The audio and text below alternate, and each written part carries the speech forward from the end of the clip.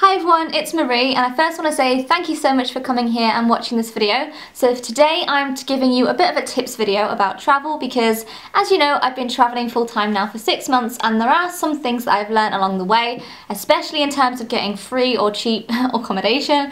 So I just thought I would share with you some of my tips and advice. I also recently just filmed a video that I uploaded today. In that video I talked a lot about how I use the tips in this video to my advantage. So if you have watched this video and you wanted to know kind of more about how to make these tips work in a more kind of logical or practical manner, definitely watch my video that I uploaded today because that kind of shows you how to actually incorporate these tips into long-term travel. At least I hope that it would do that for you.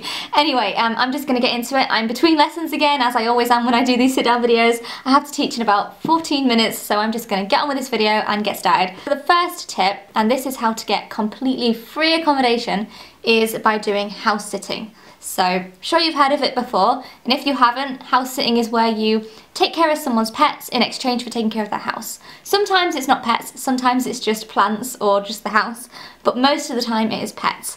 I use the website Trusted Houses. If you use my link down below, it gives you, I think, 20% off. Normally it costs about £90 for the year to join.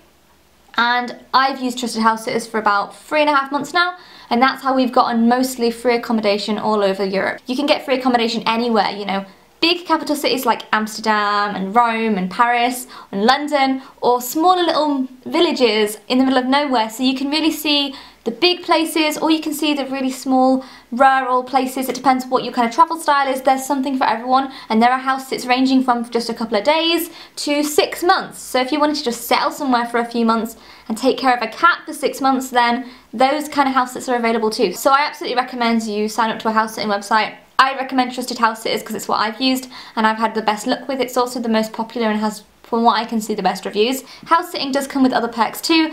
You meet cool people that you house sit for, and sometimes you get to do cool activities, like when we house sat we got to go rock climbing, and it also throws in other perks, like often you get to eat their food, like that's in their fridge or their cupboards.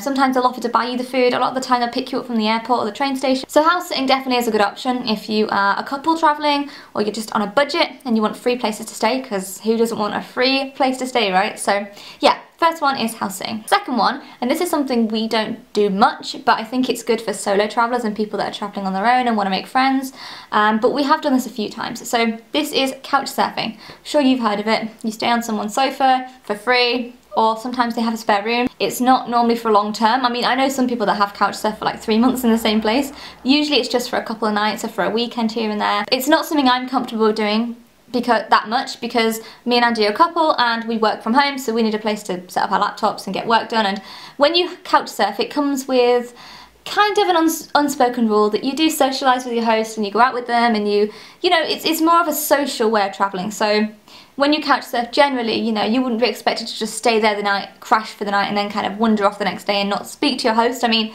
some people do that and some hosts are cool with that, but in my opinion, couchsurfing is more of a communal thing. It's more of a friendly, social thing. So for me and Andy, when we do couchsurf, we always make sure to socialise with the host and really make friends with people and get to know the people that's taking care of us just for that one night. We've done it a couple of times now, but only for like one night. But if you're a solo traveller, it's something you might really want to look into because it's free accommodation and you get to meet people and you're not on your own, so.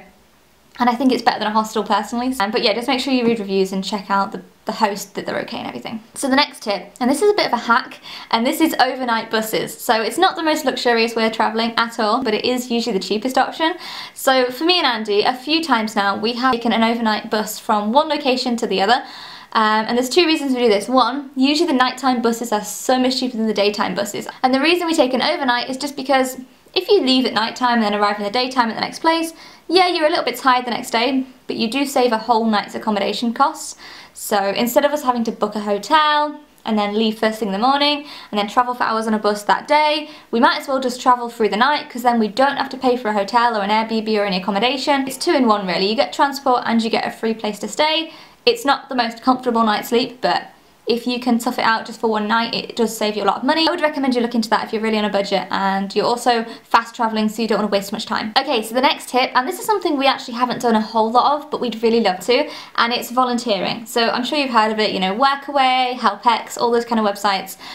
You can just sign up. Usually there's a little bit of a sign up cost, but in my opinion it's well worth it, because normally you'll get like a few weeks, if not a few months of free accommodation and often food as well, in exchange for doing a few hours work a day. Normally you do like 4 or 5 hours work a day, you know, in exchange for all that stuff. So in my opinion, it's well worth it. There's so many different places that you can do volunteering at, and a lot of them have stayed there for like 4 or 5 months at a time just volunteering. You know, sometimes just people need help around the garden, so they'll let you stay in their spare room while you help them out. Other times it's companies like studios that want help, or hotels that want you to make the beds and stuff and work in the kitchens or something. A lot of the time there's loads of really good opportunities there, and it's not a lot of work a day, so you could still work online or get a part-time job alongside that wherever you're at, and it's just a good way to get a free place to stay. It seems like a really good opportunity, just a good way to make friends and also learn some new skills as well. There are some really cool opportunities out there where you can learn a lot. So the final one is Airbnb, and the reason I'm using this one is because you can actually get a load of really good deals on Airbnb. Me and Andy have never really stayed in hostels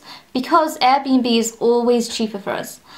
For example, we were looking into staying in Berlin for a couple of nights, and first, you know, I thought, well, let's try a hostel because hostels are normally cheap, but usually hostels end up being around £15 to £20 per night each. So when you're a couple, that usually equates to £30 to £40 a night, and you can get a decent Airbnb between £20 and £30 a night for both of you.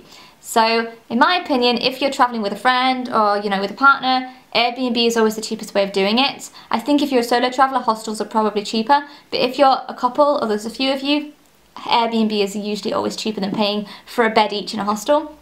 Another good thing about Airbnb is you do get really good monthly discount. When we was in Budapest, we got 7 weeks of accommodation for really cheap because they gave us a 47% discount because we booked for the longer term. So usually on Airbnb, if you book for a week or if you book for a month, you get given a discount. Definitely look into the monthly options, especially if you are a digital nomad and you're working from home and you want to settle somewhere and stay somewhere a bit longer. I think it's definitely cheaper than doing hostels, especially if you're a couple as well though, because you can literally end up getting an entire place for cheaper than a mixed room in a hostel if you book through Airbnb. So I definitely recommend Airbnb as well if you're looking to have a long-term cheap place to stay. I've also got a link for Airbnb in the description below, and that link is a referral link. It gives me some travel credit and it gives you some travel credit, so if you haven't already signed up with them, definitely use that because it helps us both out. It's a pretty good deal.